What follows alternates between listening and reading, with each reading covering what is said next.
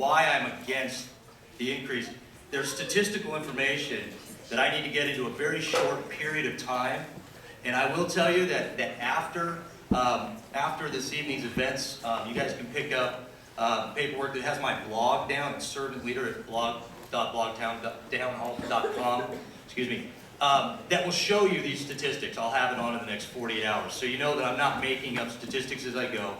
Obviously, education is a huge issue. I have a 7 and a 4-year-old child that are here with me today. My wife is a 3rd grade teacher in Chandler. So I have a vested interest in the education here in Arizona. One of the many reasons that I am running for the legislature here in LD 22.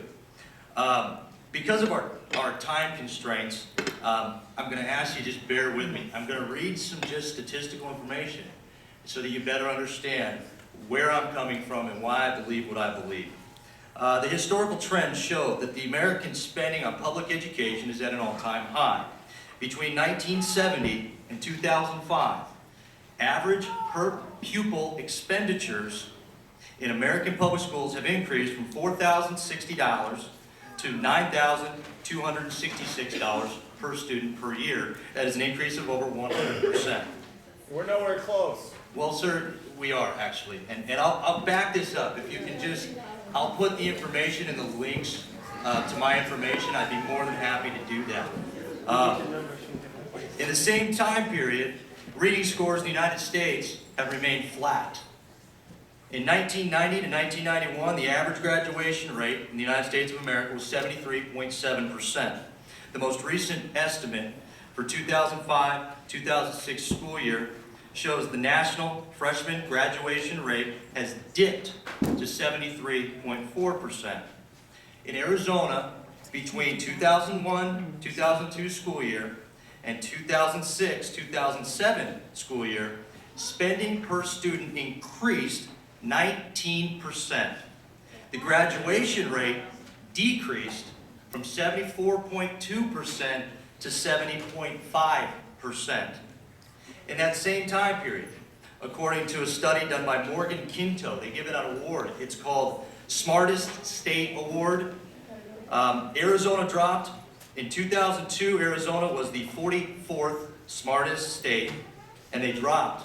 In that time period of increased spending, they dropped to 50th in 2006-2007. According to the superintendent's report from the 2009 Arizona, and for 2009 Arizona, we spend an average of $9,400. It's an average of $9,424 per student, or in an average classroom size of 30 students, $287,720. There are 50,000 teachers employed in Arizona. There are 51,000 non-teaching employees in our education system.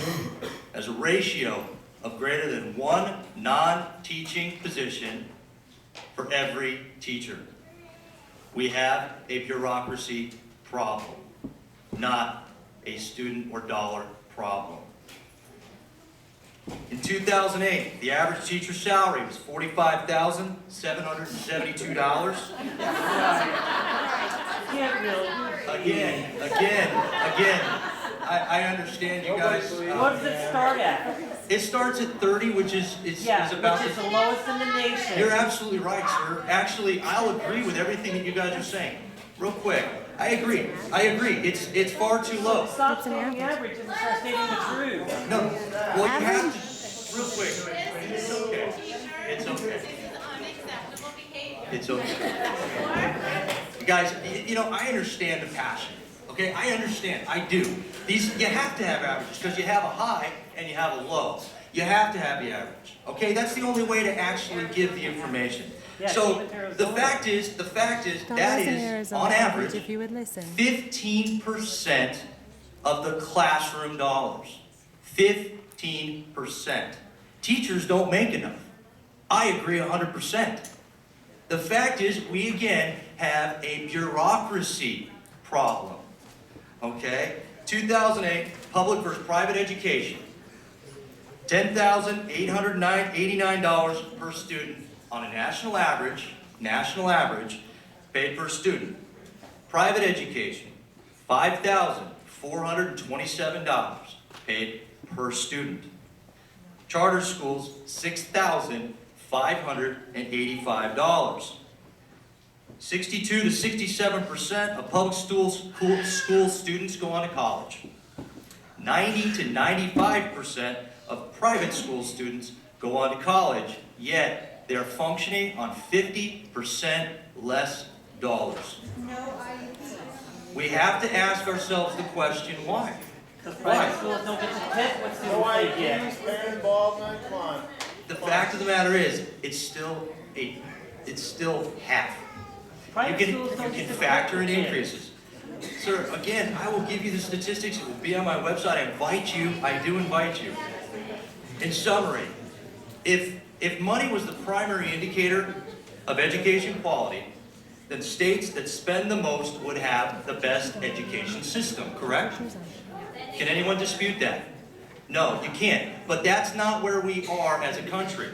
Historically, there is not a correlation between dollars spent per student and performance. The rate of return in Arizona on dollars spent per student is not acceptable when you consider the performance standards that we have been attaining. The numbers clearly show that private schools far outperform public in regards to students going on to post-secondary education. Yet on an average, they cost 50% less than students. We have to ask ourselves why that is. A ratio, ma'am, a ratio of 1-to-1 for teacher to bureaucrat is what is draining our system. You have to understand that. At the end of the day, we have to remove the federal government from their unconstitutional role in our educational system. If we can capture those dollars on a state level, prior to them leaving the state, the dollars come back to us. For every dollar we send to Washington, D.C., we get a 50% rate of return. They give us 50 cents back. What's your first name? My name is Brett. Okay. In this private school, okay? I'm the one that showed up, just for the record. Okay, I mean, Apparently. Schools, do they have special ed kids? Do they have all the other programs at the general school? there are... Hold on. No, sir. Okay, Is this okay? No, I'll answer. my hand, that's all. no. It's okay. Look, understand. Okay, you know what? Let me get it. Just give me a second. If you'd like to follow, No, it's okay. Okay. Real quick. Understand, guys. Understand. I am a parent. Q&As afterwards, I will stand in the lobby and take the bullets. Okay? I will, I promise. Okay? I'm a parent. I understand. We have an issue of bureaucracy. You have to grasp that. We do not need one bureaucrat for every teacher in the classroom. Agree or disagree on the numbers, those are the actual employee numbers, okay?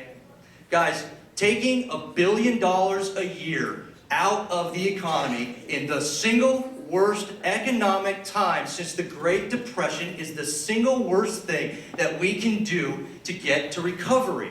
You don't take $1 billion out of the private sector for any reason in the middle of this economy. We have a 10% unemployment problem.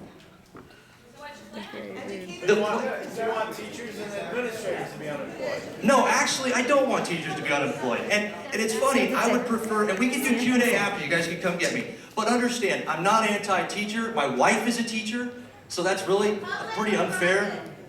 She's been both, actually. My wife has been both. She's now private. I making now much am a less. private teacher. I make much less, and I appreciate And it. guys, you know what? I sincerely appreciate You guys the are like the opportunity rudest to audience at least I've ever come and seen. share my views. To those of you,